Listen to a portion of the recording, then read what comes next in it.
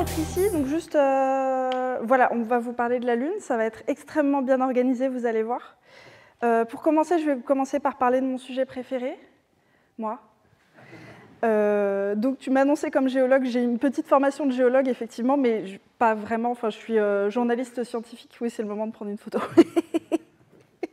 Je suis journaliste scientifique et vulgarisatrice, donc, sur une chaîne qui s'appelle Sciences de comptoir, qui parle de plein de sciences différentes, et surtout de géologie quand même, parce que c'est ce que je préfère. Donc la géologie, l'étude des cailloux, c'est très intéressant. Et donc ici, je vais vous parler de la Lune. Donc je remercie la Société astrologique de Bourgogne de m'avoir invitée, et pour un peu honorer ces centres d'intérêt, on va faire une conférence. Voilà, donc cette conférence portera sur comment bien réaligner ses chakras dans le sens de la pousse, comment aussi recharger ses pierres à la pleine lune, c'est très important. Vous êtes en retard, partez. Non, vous pourrez rester. Donc on en était au moment de recharger les pierres. Donc l'amazonite se recharge particulièrement bien à la pleine lune. Ça permet un peu de décharger toutes les énergies négatives. Ça, c'est de la physique quantique, de toute façon, vous comprendrez un jour. Bon, d'accord. Alors, pour de vrai, là, c'est la slide qui explique pourquoi, qui me donne un peu de crédibilité, mais je ne saurais pas l'expliquer. Ça, il y a plein de lunes dans le système solaire. Ouais. La nôtre, elle est là. C'est pour comparer les tailles. Là, c'est la Terre, qui n'est pas une lune, mais qui est quand même là, allez comprendre. La Lune, qui est 4 fois plus petite que la Terre. Il y a d'autres lunes dont vous avez sans doute peut-être entendu parler. Europe, Io, Encelade. Phoebe qui a joué dans Friends, Charon qui est la lune de j'allais dire Platon, n'importe quoi. Je vous laisse compléter. Donc ici, on est là pour parler de la lune, la vraie l'unique, celle-ci. Et pourquoi elle est unique dans le système solaire? Je vous le demande. Eh bien parce qu'en fait, c'est la seule dans le système solaire qui a une dimension du même ordre de grandeur que la planète autour de laquelle elle tourne. Vous me dites si j'ai des bêtises du point de vue astro, hein, parce que je ne suis pas... Mais n'hésitez pas à m'interrompre à tout moment. Et donc c'est cool, et c'est d'autant plus intéressant qu'on se demande si elle n'a pas un rôle à jouer dans l'apparition de la vie sur Terre.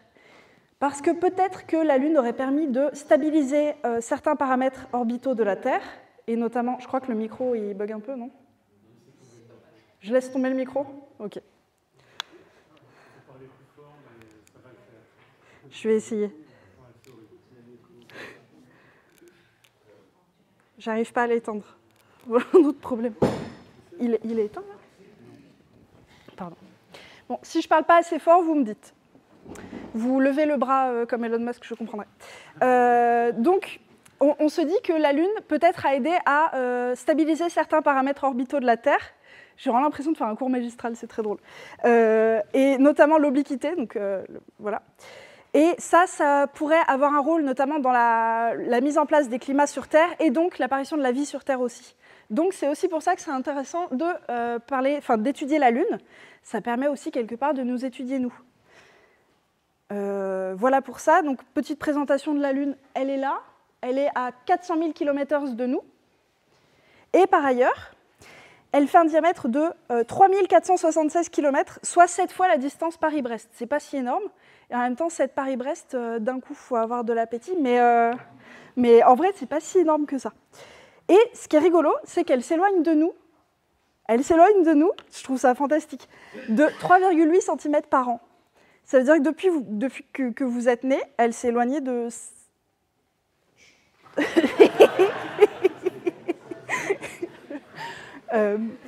Et donc, c'est vachement cool parce qu'aujourd'hui, c'est quand même un beau hasard qu'elle fasse juste la bonne taille pour nous faire des belles éclipses totales de soleil, que dans le passé, elle était plus grosse, et dans le futur, elle sera plus petite, donc elle cachera peut-être pas entièrement le soleil. Voilà, c'est une belle histoire, je trouve. Donc, dans la série des belles histoires et des belles diapos, vous pouvez quand même admirer mon sens de l'esthétique certain. Ce que vous voyez là, c'est les premiers croquis qui ont été faits de la Lune. Les premiers croquis scientifiques ont été faits par ce gars-là, qui s'appelle Galilée. Ils ont été faits en 1609, et il s'est rendu compte de deux choses. C'était pas très lisse, tout ça. Et d'autre part, il y a des taches plus sombres et des taches plus claires. Lui, ce qu'il s'est dit, c'est que les taches sombres, ça ressemblait quand même vachement à des étendues d'eau. Donc, il les a baptisées des mers. Et le blanc autour, il appelait ça des terres, qu'on appelle aussi des continents parfois, mais on garde quand même à peu près cette nomenclature. Je ne sais pas si le mot nomenclature s'applique, mais j'avais envie de l'utiliser une fois dans ma vie. Donc Galilée, il a fait ça en observant la Lune avec ces outils-là, ces lunettes astronomiques, qui sont visibles au musée Galileo, qui est à Florence en Italie. Si vous pouvez y aller, allez-y, c'est vachement bien. J'y suis allée l'été dernier et j'ai vu ça. Ça, c'est le majeur de Galilée. C'est quand même formidable, son majeur momifié. Ce qui s'est passé, c'est qu'il y a 3 rapetous qui sont... Attendez voir, j'ai pris des notes. Un antiquaire, un anatomiste et un marquis italien qui ont profité du fait qu'on le déterrait un moment pour l'emmener dans une basilique ailleurs et qui ont piqué des petits souvenirs comme ça. Donc ils ont piqué 3 doigts, une vertèbre et une dent. Voilà. Et donc il y a un des doigts qui est arrivé là, le reste ne me demandez pas, mais ça vaut le coup d'aller voir ce musée rien que pour ça, quoi. Je vous ai mis une photo de loin parce que de près c'est un peu cracra, quoi, mais c'est fantastique. Il est très pointu au bout, je comprends. Bref, voilà pour cette petite parenthèse. On avance à la guerre froide. Une image qui est de toute évidence russe. C'est la première photo qu'on ait de la face cachée de la Lune. Alors la guerre froide, on se dit oui, on se souvient surtout des exploits américains, enfin je dis on, moi en tout cas, et en fait pas du tout.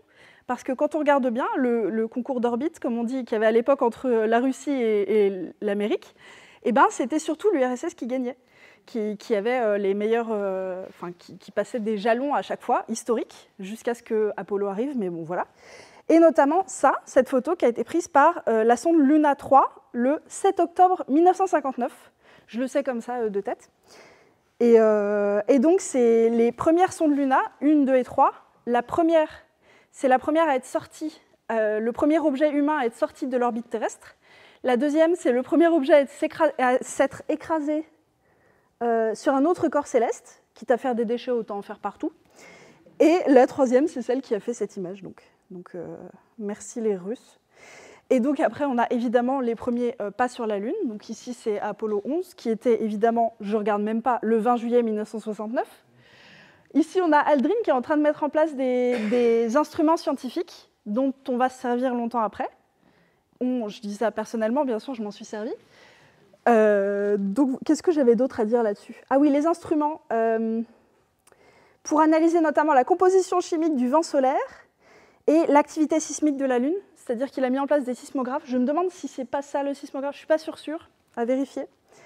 Et ils ont mis en place aussi des miroirs qui ont permis de mesurer précisément la distance Terre-Lune. Ça, je trouve ça assez fantastique. Ils en parlent dans la série Big Bang Theory, d'ailleurs. En fait, on envoie un signal lumineux vers la Lune, qui se reflète sur les miroirs, qui revient vers nous.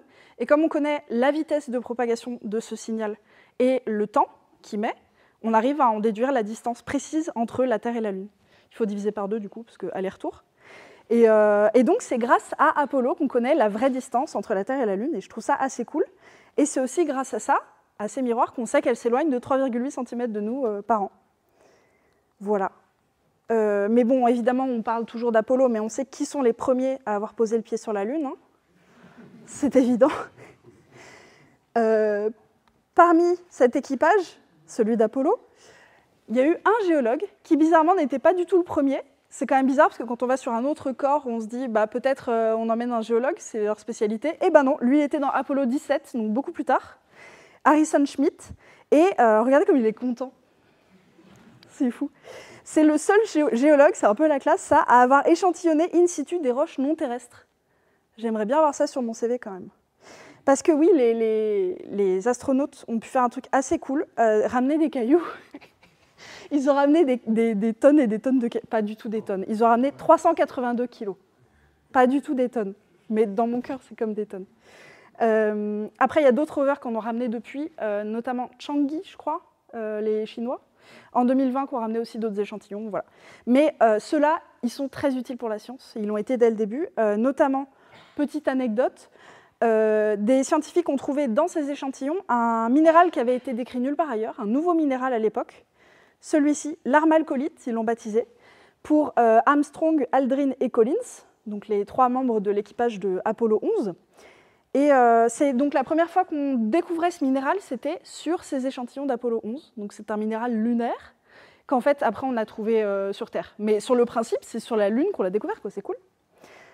Mais il y a une autre manière pour les scientifiques de trouver des roches lunaires, sans aller là-bas. Est-ce que vous savez où?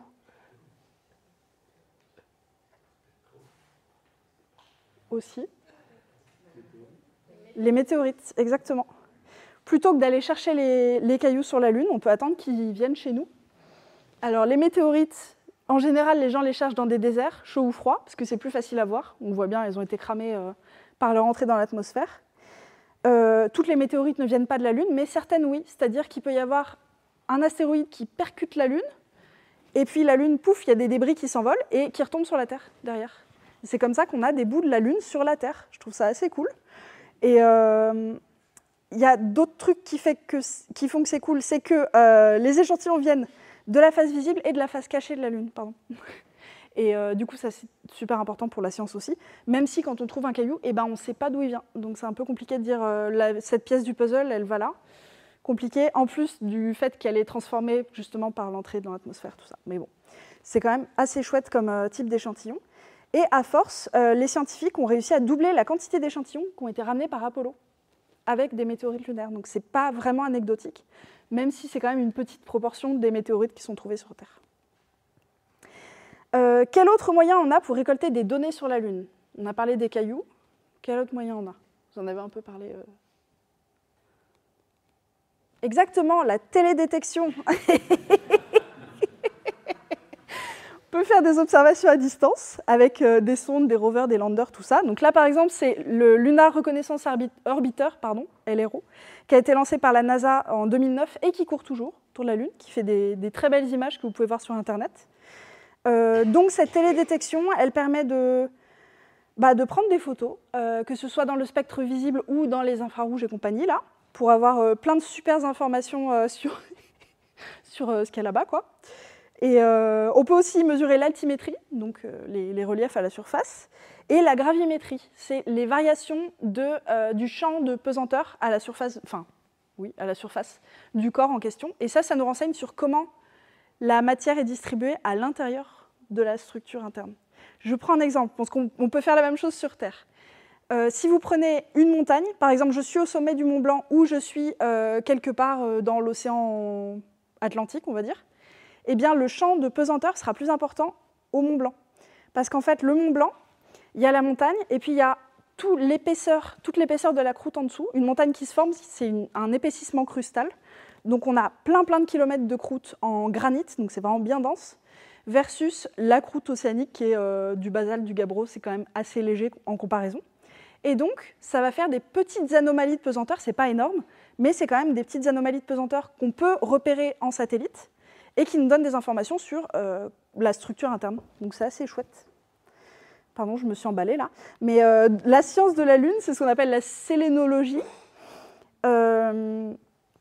Pourquoi c'est très important d'étudier la Lune? Je vous ai dit l'histoire de les climats, tout ça, mais pas que. C'est parce que contrairement à la Terre, il n'y a pas d'érosion et il n'y a pas de tectonique des plaques. Ça veut dire qu'elle a tout enregistré de son histoire et on peut retrouver cet enregistrement à sa surface. Je m'explique. Elle n'a pas d'atmosphère, comparée à la Terre. Il n'y a pas de vent, il n'y a pas de... J'espère que je ne dis pas de bêtises. Hein. Je dis des bêtises, là? Bon. Il n'y a pas de pluie, de rivière, de mer et tout ça qui pourrait éroder le paysage, comme on peut avoir... vous prenez n'importe quelle rivière chez nous, vous voyez les traces qu'elle peut... Enfin, comment elle peut inciser des vallées. Et bien sur la Lune, il n'y a pas tout ça. Ça veut dire que tout ce matériel qui est perdu sur Terre, ou qui est retransformé, il est intact sur la Lune. Et par ailleurs, sur Terre, il y a le phénomène de tectonique des plaques qui s'est mis en place. On ne sait pas exactement quand, on ne sait pas exactement pourquoi, mais je crois que c'est vers 3 milliards d'années avant notre ère, il me semble, qui fait qu'en fait, à la surface de la Terre, on a un puzzle de plaques tectoniques. Et ces plaques tectoniques, elles bougent. Donc elles vont coulisser, elles vont passer les unes sous les autres, elles vont grandir. Et tout ça, ça fait qu'en fait, le matériel est constamment recyclé à la surface de la Terre. Un truc qui est en surface, et ben paf, il part dans une zone de subduction et il disparaît. Et donc, on pense que, j'ai un chiffre, attention, c'est scientifique, on pense que 80% des roches à la surface de la Terre ont un âge inférieur à 200 millions d'années. Alors que sur la Lune, on peut trouver des roches qui ont 4 milliards d'années. Vous voyez un peu la différence. Sur Terre, il y a des exceptions, on peut trouver des roches plus anciennes, mais ça reste des exceptions. Donc on se dit que la Lune pourrait nous donner des indices sur la Terre primitive, en quelque sorte. Donc ça peut être chouette aussi. Hop. Voilà, je ne vous disais pas d'érosion. Ça, c'est le fameux premier pas sur la Lune, en gros. Si jamais il ne s'est pas payé une météorite dans la mouille, aujourd'hui, on retourne là-bas, il y a encore la trace. Sur Terre, compliqué. Alors, en prenant cette image de la Lune, face visible, face cachée, quels sont les éléments que vous pouvez voir déjà qui vous intriguent? Il y a plus de noir à gauche, c'est un peu controversé, mais allons-y. Des cratères, effectivement. On voit des jets à partir des cratères sur cette image, là, pas l'autre. Ici, là? Oui, des jets. Oui, tout à fait. Ça, on en parle un peu plus tard, mais je vais en parler maintenant si elle a fait. Ça, c'est probablement un cratère jeune, et on voit encore effectivement les rayons qui en sortent, parce que quand la météorite s'est écrasée là, ça fait ce qu'on appelle des éjectats qui ont propulsé la matière qui était à l'intérieur du cratère un peu partout autour, sur plusieurs centaines de kilomètres. Je vous donnerai exactement les chiffres quand j'arriverai sur la bonne diapo. Mais effectivement, donc ça, cratère récent. On a effectivement des taches noires, on a des cratères. Écoutez, je crois qu'on est plutôt pas mal. Petite anecdote, la disposition des taches comme ça, quand j'étais petite, je pensais que c'était la Terre qui se reflétait dans la Lune. Parce qu'il y avait la corne de l'Afrique, l'Asie, tout ça. Oh, elle est brave. La Lune, on la voit comme ça, mais on peut aussi la voir comme ça. C'est dégueulasse. Imaginez-vous que nos planisphères terrestres, voilà, c'est ça comparé à ça en vrai. Donc ça vous permet de mettre en évidence que ce type de projection, Mercator et compagnie, là, vous voyez comme ça déforme dans les hautes latitudes, c'est infernal. Voilà, juste pour la blague, mais reprenons une vraie image. Donc à partir des indices que vous avez identifiés, et d'autres aussi qu'on verra après, l'idée c'est un peu de reconstituer l'histoire de la Lune depuis sa naissance. Alors il y a plusieurs théories, il y a plusieurs hypothèses. Il y en a une qui s'appelle le bourgeonnement, qui a été développée par Darwin, fils, George Darwin, qui est un très grand géologue. Et lui, ce qu'il a vu, c'est que, je ne sais pas si c'est lui qui l'a vu ou si ça se savait à l'époque, mais que la Lune, effectivement, s'écartait de la Terre. Donc il s'est dit, on remonte dans le temps, et à ce moment-là, il y a un moment où forcément, ils seront ensemble, quoi. Et donc son idée, c'est qu'en fait, la Terre tournait tellement vite qu'elle a fini par force de centrifuge, enfin à cause de la force de Newton, à éjecter un petit bout, et ce petit bout est devenu la Lune. C'est joli, c'est poétique, mais ce n'est pas du tout le cas. Quand on fait des simulations informatiques, on n'arrive pas à retomber là-dessus. Donc tant pis pour Darwin. Une autre hypothèse, c'est l'hypothèse de capture, c'est-à-dire que la Lune aurait été un corps qui se baladait ailleurs dans le système solaire et que la Terre l'aurait capturé quand il passait à proximité, et du coup la Lune, voilà. Mais pareil, ce n'est pas le cas. Pourquoi ? Parce que la capture stable est physiquement peu probable, croyez-moi sur parole, et que, en fait, il s'avère que la composition chimique entre la Lune et la Terre sont étrangement similaires. Et du coup, on se dit, c'est louche. C'est trop louche pour être une simple coïncidence. Donc la capture, a priori, c'est pas ça non plus. Autre hypothèse, ce serait la coformation, c'est-à-dire qu'il y aura un espèce de disque, enfin un espèce de bordel de petits bouts de machin, et puis il y aurait l'accrétion en forme de planète, et puis en même temps il y aurait une accrétion en forme de lune à côté. Ça pareil, on ne comprend pas très bien, les modèles n'arrivent pas à reproduire ça comme il faut. Du coup on se dit, c'est quand même étrange. Et l'hypothèse qui a été conservée à ce jour, qui est quand même la plus rock'n'roll, c'est celle de l'impact. Vous connaissez probablement l'histoire. Donc c'est une théorie qui a été développée en 1975, théorie hypothèse peut-être plutôt, qui dit qu'un corps de la taille de Mars se serait écrasé sur la Terre quand elle venait de finir de se former à peu près ou presque, et du coup ça aurait éjecté plein de débris qui seraient restés dans l'orbite terrestre, qui auraient fini par s'accréter les uns aux autres pour former la Lune. Et c'est pour ça que la Lune et la Terre auraient des compositions chimiques aussi proches, c'est qu'en fait la Lune, c'est des débris de la Terre en quelque sorte. Composition chimique proche, mais pas tout à fait non plus. C'est-à-dire qu'elle est appauvrie en certains éléments volatiles, je crois. comme l'eau et les trucs comme ça, et on se dit que justement, lors du choc, ces éléments seraient déjà partis, et puis bref. Donc ça peut expliquer ça, et ça peut expliquer aussi d'autres éléments. C'est que le noyau de la Lune est beaucoup plus petit que celui de la Terre, par exemple, ou que d'autres corps rocheux du système solaire. Et du coup, on se dit, c'est bizarre qu'il n'y ait pas assez d'intérieur comparé à l'extérieur. Je crois que le noyau de la Lune fait 30% de son volume. Je ne suis pas sûre du volume, là. Bon, 30% contre 50% pour la Terre, donc c'est quand même un peu bizarre. Et cette hypothèse pourrait expliquer tous ces éléments-là. Mais après, il y a plein d'autres questions, ça pose d'autres problèmes derrière, donc on ne sait pas tout à fait, mais bon, c'est quand même le plus probable aujourd'hui. Beaucoup de choses que je vais vous présenter aujourd'hui seront peut-être faux demain. C'est juste des hypothèses de travail, mais on sait encore très très peu de choses sur la Lune. Et dès qu'on découvre un truc, ça peut absolument tout changer. Donc tout ça, c'est vraiment à prendre avec des pincettes. Je vous donne un peu l'état de la science aujourd'hui. Voilà, donc ça, je vous ai dit, c'est très hollywoodien tout ça. Voilà, je vous ai dit la composition chimique. Ah, les éléments volatiles, il y a l'eau et le phosphore notamment. Voilà, donc en fait, la composition chimique de la Lune ressemble à celle de la Terre, comme si il y avait un bout du manteau de la Terre qui était parti dans l'espace et qui aurait été surchauffé. Donc on se dit que ça pourrait coller. Voilà, pardon. Le noyau, j'ai parlé trop tôt parce que mes notes étaient là-dessus. Le noyau de la Lune fait 20% de son rayon total et celui de la Terre fait 54% de son rayon total. Voilà, donc ça, ce serait la naissance de la Lune. Des bouts qui s'accrètent ensemble, qui s'agrègent, et qui nous font une jolie Lune.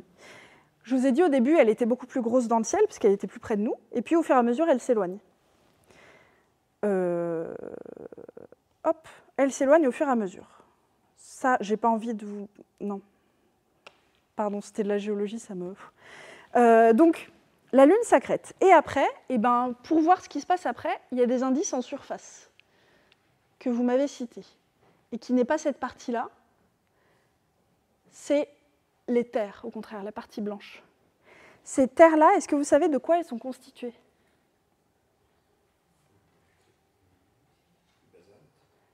Non, c'est les parties noires en basalte. Et les parties blanches sont d'une roche magmatique qu'on appelle l'anorthosite. Sur Terre, non, je n'ai pas fact-checké ce que je suis en train de vous dire, donc j'arrête cette phrase en plein milieu. L'anorthosite, c'est une roche qui est constituée, donc une roche magmatique, ignée, qui est constituée entre 90 et 100% d'un certain minéral qu'on appelle feldspath plagioclase. C'est ce minéral blanc que vous voyez là, qui est un peu laiteux. Et ce minéral-là, pour le coup, c'est le composant principal de la croûte terrestre. Coïncidence? Ces échantillons que vous voyez là, c'est encore des trucs ramenés par Apollo, pour changer. Et donc c'est justement, on a vu du blanc, ils en ont ramené, on a pu les analyser et voir ce que c'était. Et à partir de là est née une hypothèse que je trouve très très chouette. Ah, j'ai oublié, je dirai après. C'est l'hypothèse de l'océan de magma. C'est-à-dire qu'après notre accrétion, la Lune s'est agrégée très très rapidement, dans des temps historiques et non pas géologiques, donc vraiment très très rapidement. Et donc, en faisant ça, les morceaux, en se collisionnant les uns aux autres, ça a dégagé énormément d'énergie et donc de chaleur. Et donc ça aurait fait fondre carrément toute la surface de la Lune sur une profondeur jusqu'à 800 km. Donc c'est assez incroyable. Et après, ce qui s'est passé, c'est qu'en refroidissant, il y a eu un tri dans les minéraux. C'est-à-dire que les minéraux qui se forment en premier, ce sont les olivines et les pyroxènes, qui eux, ils sont denses, donc ils vont percoler, ils vont couler jusqu'au noyau de la planète, enfin à la base du manteau. Et au contraire, j'ai dit planète, corps rocheux, on se comprend. Et au contraire, il y a les feldspath plagioclase qui, eux, sont très légers comparés au magma. Et du coup, quand ils se forment, pouf, ils remontent, ils flottent comme des glaçons. Et voilà comment on forme cette croûte, le blanc que vous avez vu. Je ne peux pas remonter comme ça, voilà. Ce blanc-là. C'est comme ça qu'on formerait cette croûte. Sur Terre, actuellement, on connaît très peu d'anorthosite. C'est très rare, et celle qu'on connaît est très vieille. C'est de l'archéen, du protérozoïque, c'est vraiment très vieux. On se dit que si ça se trouve, la croûte primitive de la Terre, quand elle s'est formée, c'était peut-être cette fameuse chose encore. C'était peut-être de l'anorthosite. Allez vérifier ça, par contre. Mais voilà, donc ça, c'est l'idée. C'est ce qu'on appelle la cristallisation fractionnée d'un magma. Et cette formation de la structure interne d'un corps, donc noyau, manteau, je suis dos à la caméra là, hein. Donc noyau, manteau et croûte là-haut, ça a été développé grâce aux échantillons d'Apollo. Et cette hypothèse-là, c'est l'hypothèse de formation de tous les corps rocheux du système solaire aujourd'hui, y compris la Terre. Donc enfin voilà, c'est quand même assez fou de se dire que ça vient de petits cailloux que des gens ont ramassés sur la Lune. Enfin moi, ça me fascine. Bref, donc ça encore une fois, ça reste une hypothèse à vérifier tout ça, mais ça colle plutôt bien avec les données qu'ils ont en tout cas. Est-ce qu'il y a des éléments que j'ai oublié de vous dire ? Non, c'est plutôt pas mal. Oui, parce que du coup, aujourd'hui, il n'y a plus de croûte primordiale, croûte primitive, qui reste sur Terre. Et sur la Lune, oui. Vous aviez compris, je pense. Mais voilà, parce que la Lune, elle a une histoire rock'n'roll d'un bout à l'autre. Elle ne va pas s'arrêter là, océan de magma, tout ça. Et bien après, paf, elle se paye plein de météorites dans la face. Il y a une époque, encore une fois, c'est une hypothèse, il y a une époque où la Lune, et en réalité le système Terre-Lune, aurait reçu quantité d'astéroïdes dans la gueule. Je ne sais jamais si je dois dire astéroïde ou météorite dans ce genre de cas. Astéroïde, ça marche ? Merci. Donc plein d'astéroïdes. C'était autour de 3,9 milliards d'années avant Britney Spears. Et donc voilà, il y a plein de météorites. On ne sait pas pourquoi à ce moment-là, le flux de météorites était aussi fort, flux d'astéroïdes. Peut-être qu'il y a une hypothèse qui dirait que ce serait lié à la ceinture d'astéroïdes entre Mars et Jupiter. En fait, il y aurait eu des collisions entre les astéroïdes entre eux, et du coup, ça aurait éjecté certains morceaux qui seraient venus s'écraser du côté système Terre, Terre-Lune. Mais on n'est pas sûr, mais c'est une hypothèse. Voilà, donc voilà, ils ont pris cher à ce moment-là. Et donc, on trouve plein de cratères de la Lune qui sont datés de cette époque-là. Ce qui est rigolo, c'est que ce grand bombardement tardif, je vous ai dit 3,9 milliards d'années, est-ce que vous savez ce qui s'est passé sur Terre à peu près à ce moment-là ? Apparition de la vie. C'est pas très compatible, hein ? Voilà, donc on se pose plein de questions. On n'a pas de réponse. D'où l'utilité aussi d'aller voir sur la Lune ce qu'il en est, ce qu'il en retourne, parce que c'est quand même un peu étrange. Comment je passe à la diapo ? Pardon, je me suis... Non, j'ai fait une bêtise, je crois. Ah, c'est bon. Merci, pardon. Voilà, donc on a vu les terres. Et maintenant, on va passer aux autres qui sont, comme vous l'avez dit, du basalte. Les mers sont faites de basalte. Donc là, je fais toujours chronologiquement dans l'histoire de la Lune. Elle s'est fait bombarder la mouille. Plein de cratères sont apparus. Notamment les plus gros qui sont appelés des bassins d'impact, carrément. Imaginez la taille du bolide qui a fait ça, quand même. C'est quand même pas rien. Donc là, on a juste des cratères. Après, ce qui s'est passé, c'est qu'à peu près 500 millions d'années plus tard, ou franchement plus tard, il y a eu du volcanisme. La Lune a eu de l'activité volcanique. Ça a fait de la lave en refroidissant qui nous a fait notre basalte. Et cette lave, elle était particulièrement riche en fer et très très fluide. C'est-à-dire que ça ne faisait pas des beaux volcans hyper explosifs, c'était complètement effusif, juste ça. Voilà. Et cette lave, elle a rempli du coup les dépressions qu'il y avait, nos cratères d'impact. Et c'est pour ça qu'on retrouve ces mers qui sont noires, qui ne sont pas donc des étendues d'eau, mais des étendues de lave refroidie. Je trouve ça assez beau. Le gros de ces mers s'est déposé entre 4 et 3,5 milliards d'années. Et la plupart des échantillons d'Apollo 11 sont effectivement des échantillons de basalte, parce qu'ils s'étaient posés dans une mer. Du coup, ils ont ramassé ce qu'il y avait. Il y avait quand même des petits échantillons d'anorthosite qui traînaient là, parce que des météorites étaient tombés sur les terres, et du coup, des morceaux avaient rebondi jusqu'à eux. Mais donc, c'était essentiellement du basalte. Donc le basalte, on le connaît assez bien dans ce coin-là. Et ce qui s'est passé, c'est que, attendez voir dans mes petites notes, je ne voudrais pas oublier un truc. Ouais. On croyait qu'il y avait un lien entre le fait qu'une météorite tombe, paf, et la lave remonte. Et en fait, il y a trop de temps entre les deux. 500 millions d'années, c'est trop long. Du coup, on pense qu'il n'y a pas de lien direct, mais malgré tout, les cratères, au fond des cratères, il y a des fractures. Ça a fracturé carrément la roche sous-jacente. Et par ces fractures, la lave a pu remonter. Donc ça a aidé, mais ce n'est pas la cause de cet événement volcanique. Donc on ne sait pas pourquoi la Lune a connu ce volcanisme soudain pendant cette période de temps, pendant ce laps de temps. On ne sait pas, et c'est quand même extrêmement intriguant. Enfin, je trouve, je ne sais pas vous. Voilà, ça c'était pour vous montrer l'image de tout à l'heure, la quantité de basalte comparée au reste. Il y a d'autres indices de l'activité volcanique qu'il y a eu sur la Lune. Notamment ici, vous pouvez voir des coulées de lave. Pour l'échelle de cette image, vous pouvez aller vous brosser. Il y a aussi d'autres éléments. Ces choses. Est-ce que vous savez ce que c'est ?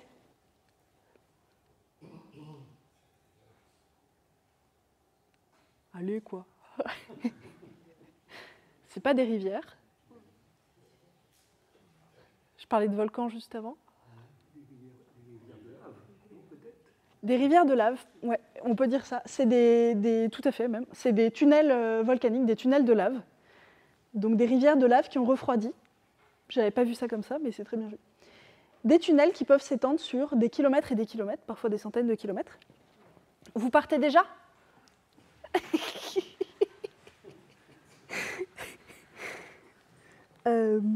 Qu'est-ce que je voulais dire ? Oui, le plus connu de tout ça, c'est le sillon Hadley, qui n'est probablement pas sur cette photo, mais voilà, à côté duquel s'était posé Apollo 15, et il faisait 145 km de long pour 1,3 km de largeur. Donc c'est énorme.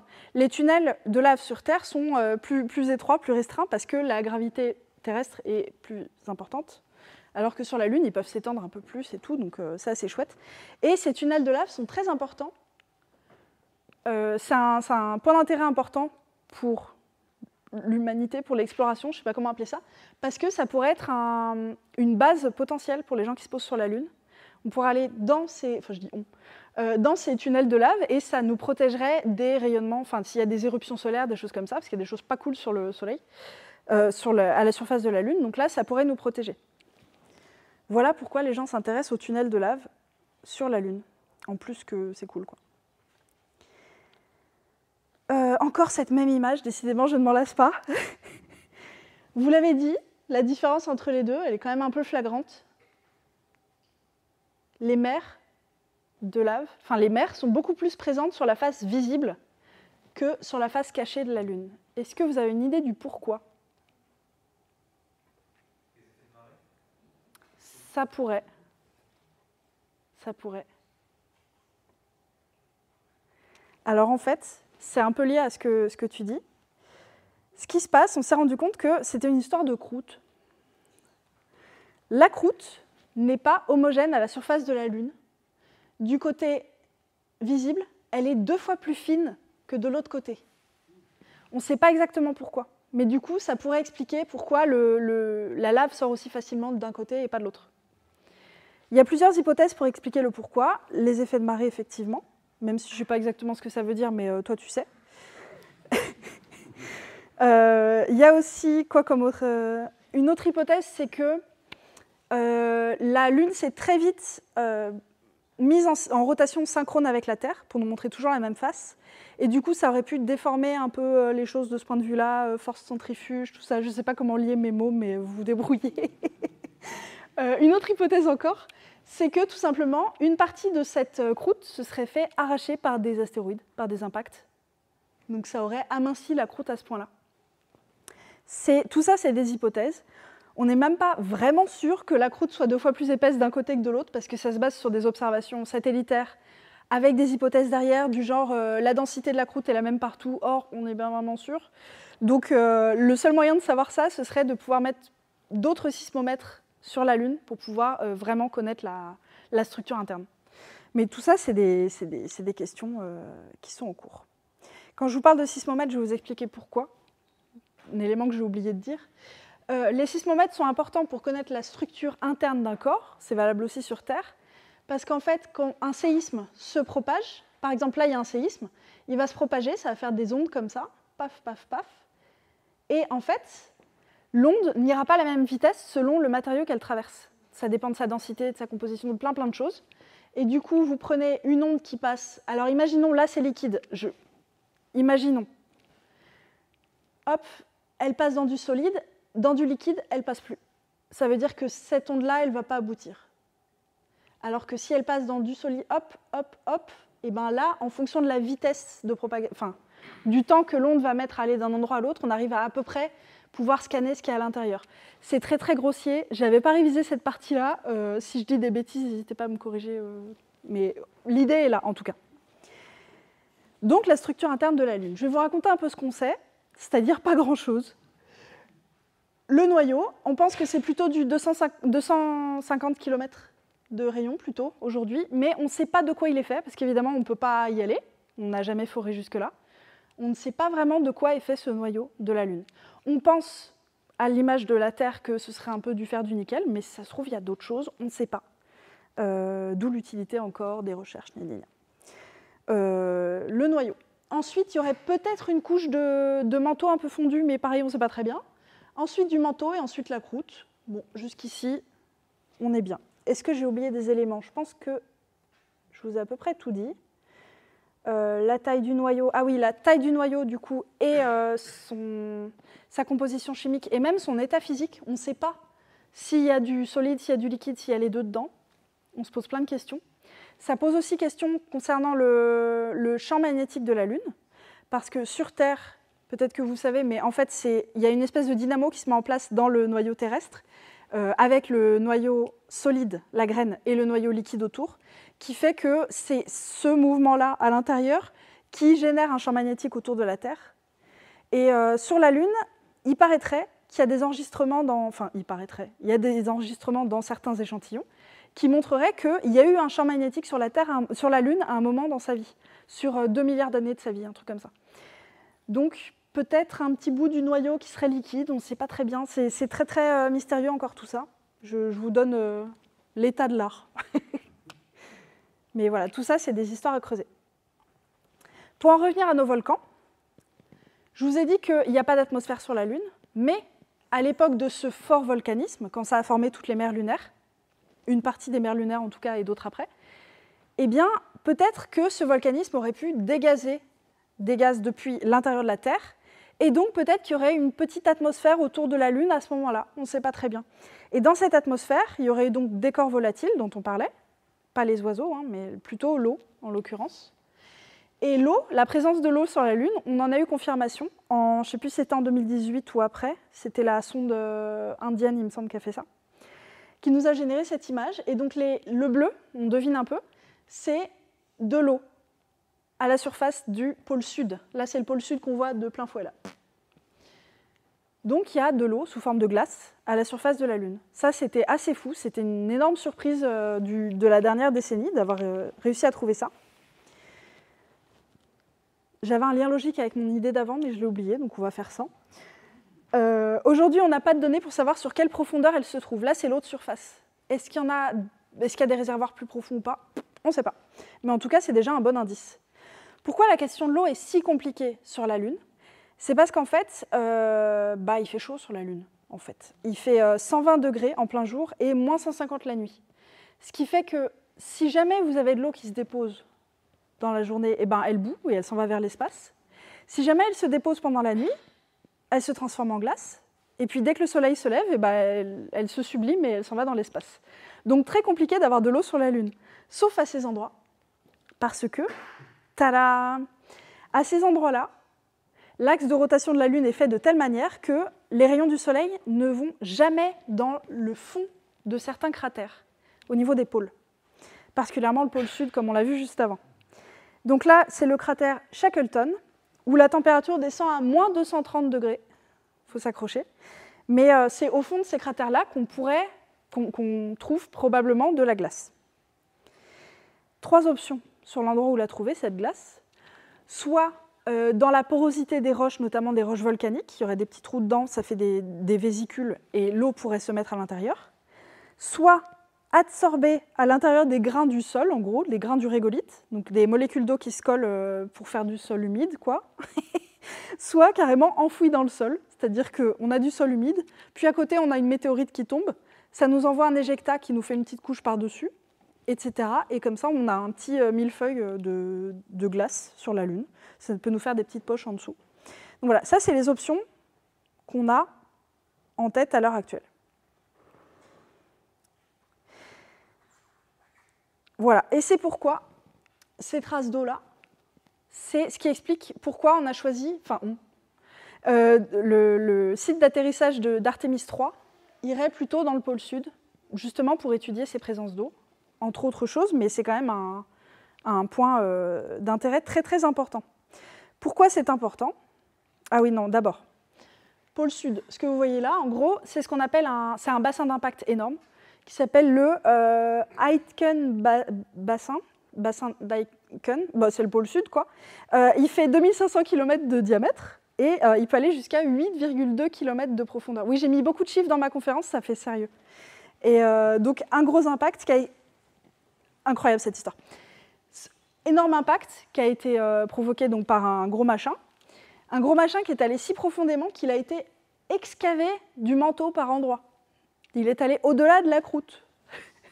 Donc vous imaginez bien, bon d'accord, il y a de l'eau et tout, mais moi j'aimerais bien qu'on aille là pour récolter des morceaux du manteau lunaire. C'est incroyable. Ça pourrait nous renseigner sur sa composition, sur plein de choses, sur la formation de la Lune, et du coup un petit peu la formation de la Terre en passant. Enfin, incroyable cet endroit. Sur la Terre, il n'y a aucun moyen de pouvoir creuser jusqu'au manteau terrestre. Il n'y a pas d'astéroïdes qu'on aurait fait ressortir un bout. Les bouts qu'on retrouve du manteau terrestre, c'est parce qu'ils ont été remontés par la tectonique des plaques, justement. Et sur la Lune, comme il n'y en a pas, heureusement qu'il y a des astéroïdes. Après, la complication d'aller dans ce type de cratère, c'est que il fait froid, hein, je vous ai dit, et puis c'est toujours dans le noir. Du coup, côté énergie, panneaux solaires, tout ça, c'est pas terrible. Donc ça pose plein de problèmes techniques par derrière. Bon courage aux ingénieurs. Qu'est-ce que je voulais dire d'autre là-dessus? Ah oui, pourquoi on s'intéresse à l'eau? Parce que on en boit, déjà c'est cool, mais aussi parce que l'eau, on peut la diviser en hydrogène et oxygène, et là on a en gros de l'essence pour les fusées. Donc en quelque sorte, si on arrive à exploiter cette eau-là, la Lune pourrait être un genre de station-service pour après aller explorer le reste de l'espace. Donc c'est aussi pour ça que c'est hyper intéressant.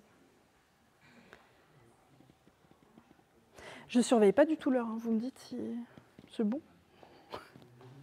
Ok, parfait. Vient alors la question de d'où qu'elle vient cette eau. Alors je vous ai dit, en partie, elle peut venir du dégazage du manteau, via le volcanisme, mais ce n'est pas tout. Alors là, j'ai mis très longtemps à comprendre. Les pourcentages, ce n'est pas la contribution relative à l'eau lunaire, c'est la composition des corps. Donc par exemple, les comètes, c'est 50% d'eau. Vous me dites si je dis des bêtises, mais ça me paraît plus crédible que... Alors, l'origine de cette eau sur la Lune, ce qui est bien, c'est qu'on peut regarder la signature isotopique, donc les petites variantes qu'il y a dans les atomes à l'intérieur de l'eau. Terrible cette vulgarisation. Bref, la signature isotopique de l'eau qu'on trouve sur la Lune.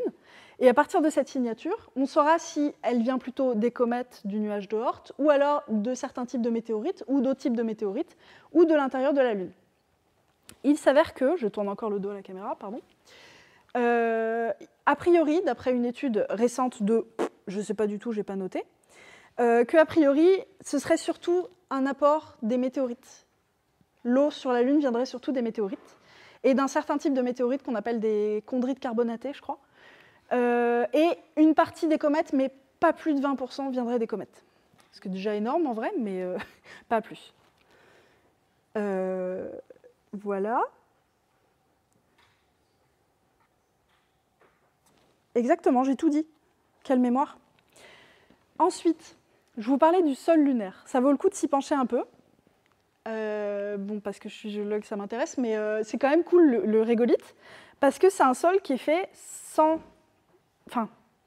par des phénomènes très particuliers comparés au sol terrestre. C'est-à-dire que là, ce que vous voyez là, c'est de la roche qui a été broyée par des impacts de météorites. Je trouve ça cool.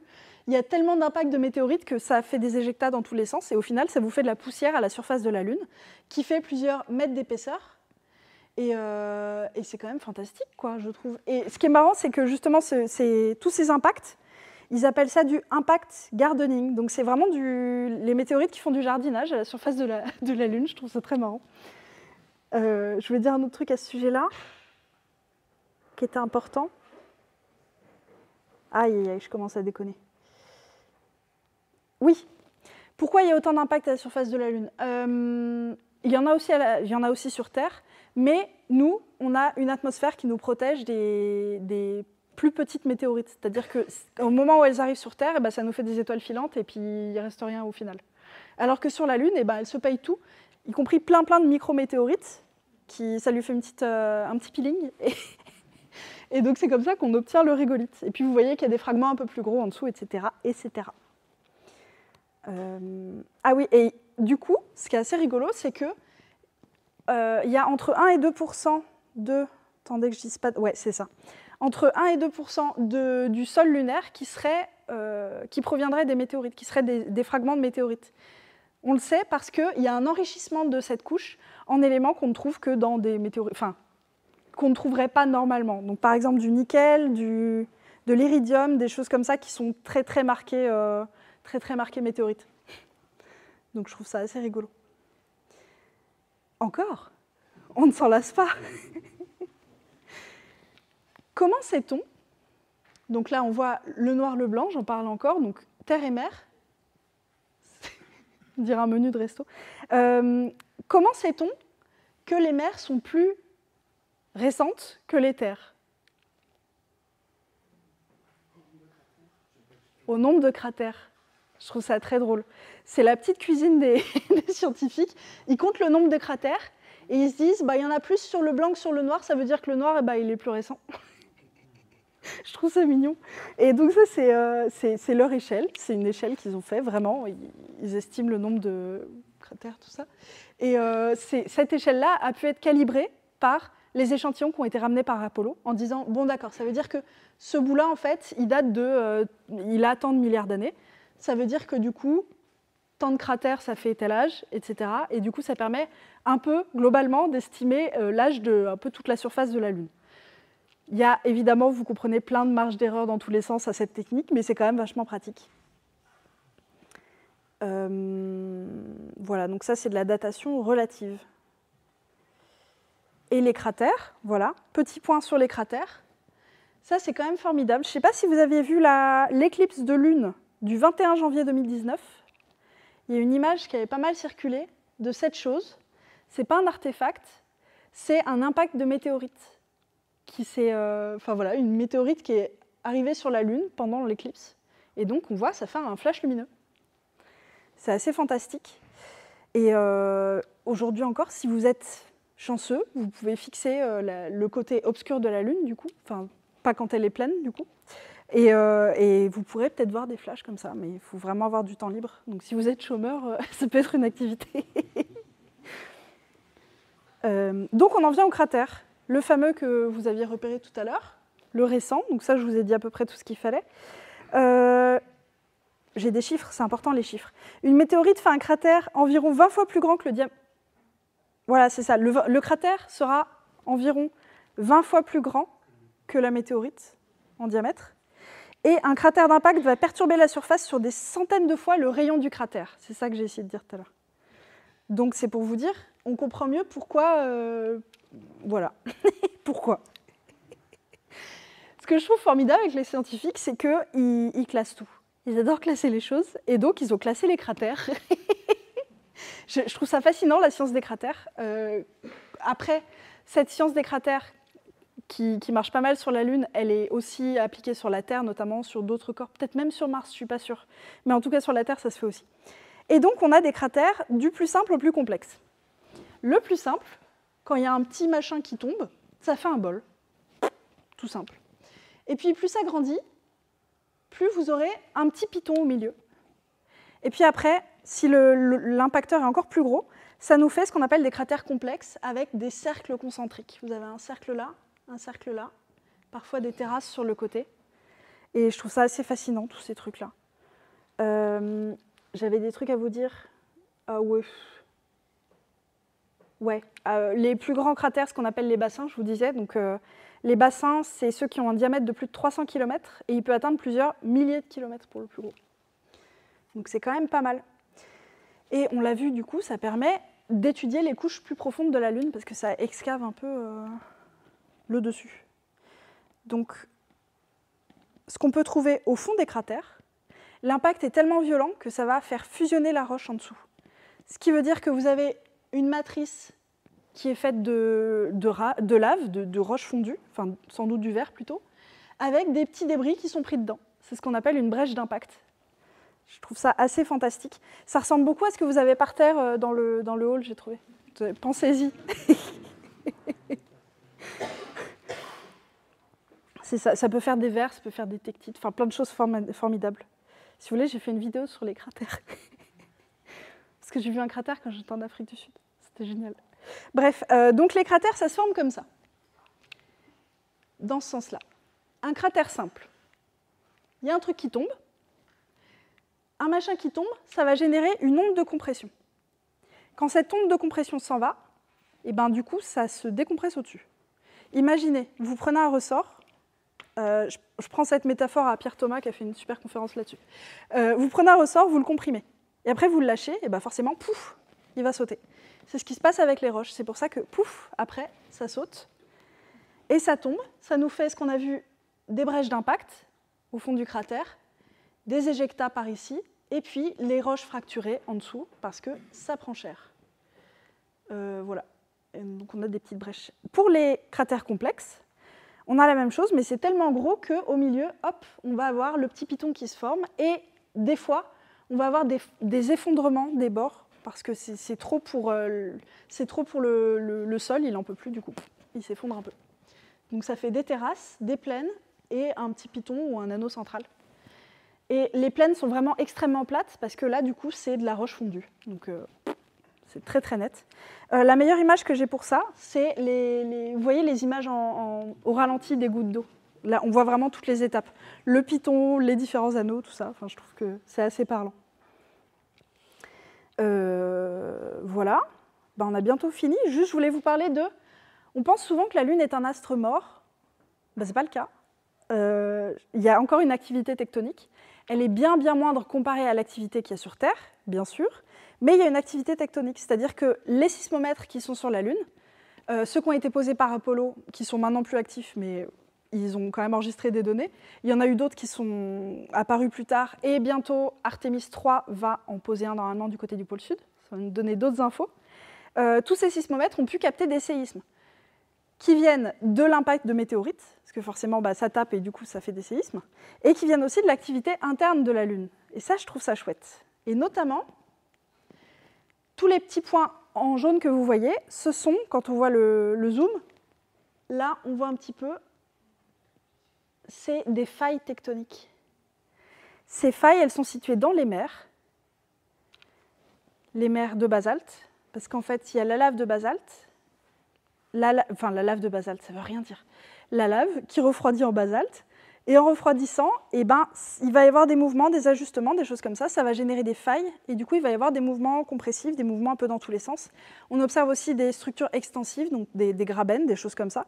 Donc, il y a un peu de tectonique. Il n'y a pas de tectonique des plaques sur la Lune, mais il y a un peu de tectonique. Je trouve ça un peu cool comme idée. Je voulais dire quoi d'autre ? J'ai oublié de placer le mot tremblement de Lune, c'est un peu dommage, c'était ma seule occasion dans la vie, je pense. Voilà, donc les structures, il y a les structures extensives, donc je disais les grabens, comme des genres de bassins d'effondrement. C'est par exemple quand la mer de basalte en question, elle est trop lourde pour ce qu'il y a en dessous et du coup, ça s'effondre. Voilà, donc on voit ce genre de mouvement. Et en même temps, à plus grande échelle, plus petite échelle du coup, enfin vue de plus loin, la Lune se refroidit au fur et à mesure. C'est ce qui fait aussi son volcanisme, notamment. C'est ce qui arrive aussi sur Terre. Pourquoi il y a du volcanisme sur Terre ? C'est parce que notre planète se refroidit progressivement. Et une manière qu'elle a d'évacuer son énergie, c'est justement via le volcanisme. Enfin, le magmatisme, en général. Et donc, c'est pareil sur la Lune. Et j'allais où avec cette phrase ? Oui, c'est qu'au fur et à mesure qu'elle se refroidit, en fait, elle rétrécit. la Lune. Et du coup, il y a des mouvements tectoniques qui s'observent aussi. La Lune, quand elle rétrécit, bah forcément, ça comprime et il y a des petits mouvements d'ajustement. Donc, je trouve ça assez cool de se dire que y a du mouvement là-dessus, l'air de rien, et qu'en plus, ça implique un truc, c'est que si on veut installer des bases lunaires là-bas, il nous faudra des normes parasismiques, parce que s'il y a une petite faille à un endroit, sur Terre, bon, à la limite, ça fait quelques morts, mais sur la Lune, c'est un peu plus grave, quoi. Rigolez, parce que sinon, c'est terrible ce que je viens de dire. Merci. Donc, reprenons notre image du début. Sachant tout ce que vous savez, que représente cette image, à votre avis? C'est pas la température. Les reliefs, ouais. C'est la topographie, donc c'est les reliefs à la surface de la... Quelle face? Caché, une chance sur deux. Ça, c'est le pôle sud. Et sinon, les mers seraient dans ce coin-là. Attendez, j'ai l'image avec les deux. Voilà, c'est mieux. Je me disais aussi. Voilà, ça, c'est la face visible. Et ça, c'est l'autre. Et on voit bien, effectivement, cet énorme cratère Aitken, ou je ne sais plus quoi, là. Bassin d'impact, pardon, qui est dans ce coin-là. Donc, la topographie. Donc, en conclusion, la Lune s'est formée dans des temps historiques. Voilà, donc elle s'est formée à des échelles de milliers d'années, alors que normalement une planète c'est plutôt des millions, milliards, attendez voir, dizaines de millions, c'est bien, on va s'arrêter là-dessus. Et du coup, comme elle n'a ni tectonique des plaques, ni érosion, ni tout ça, elle a pu conserver, comme je vous disais, c'est un enregistrement, c'est en quelque sorte une boîte noire des premiers instants du système solaire, en tout cas interne, d'où l'utilité d'aller étudier cette chose, quoi. C'est hyper intéressant. Certains l'appellent la pierre de Rosette des géologues, des planétologues. Voilà, c'est le corps extraterrestre le mieux connu, et pourtant, on connaît très peu de choses là-dessus, comme vous avez pu voir. Il reste encore beaucoup de choses à voir. Et mieux l'étudier, ça nous permettrait de comprendre comment se sont formées les planètes rocheuses. Voilà, voir un peu mieux ce qui s'est passé dans les premiers instants, enfin les premiers milliards d'années de notre système solaire, c'est un peu plus qu'un instant, quoi. Et aussi voir cette histoire de conditions, conditions environnementales, au moment où la vie est apparue sur Terre. Parce qu'il y a plein de choses à voir encore. Pour finir, j'aimerais juste mettre en lumière un événement qui se fait dans toute la France, dont vous avez sans doute entendu parler, le bébé de Sylvain Boulet, entre autres, qui aura lieu donc du 6 au 8 juin partout en France, un événement où en fait le but c'est de montrer la Lune, montrer votre Lune à des inconnus. Donc en gros, l'idée derrière c'est que tout le monde n'a pas la chance d'avoir vu la Lune autrement qu'à l'œil nu. Et donc si vous possédez un télescope, une lunette, un truc comme ça, n'hésitez pas à la sortir devant chez vous ou je sais pas, sur la place du village où vous voulez et vous enregistrez auprès de cet événement, sinon c'est bizarre. Et donc ces nuits-là, vous pouvez proposer aux gens, aux passants, de venir regarder la Lune, voir à quoi elle ressemble de près, de presque près. Et pour ceux qui n'ont jamais vu ça, c'est quand même assez impressionnant. Donc je mets ça en avant. Et puis pour parler de moi, parce que ça fait longtemps qu'on n'a pas parlé de moi quand même, si ce genre de choses vous intéresse, j'ai fait un peu la même chose à propos de Mars, l'eau sur Mars en particulier, avec une très mauvaise compagnie. Mais voilà, donc si vous voulez une autre vidéo qui parle d'astro, il y a ça chez moi. Et je crois qu'il y a un truc sur la vie sur Mars, mais je ne sais même plus exactement de quoi parle la vidéo. Bref. Donc voilà, merci de votre attention. Si vous avez des questions, n'hésitez pas.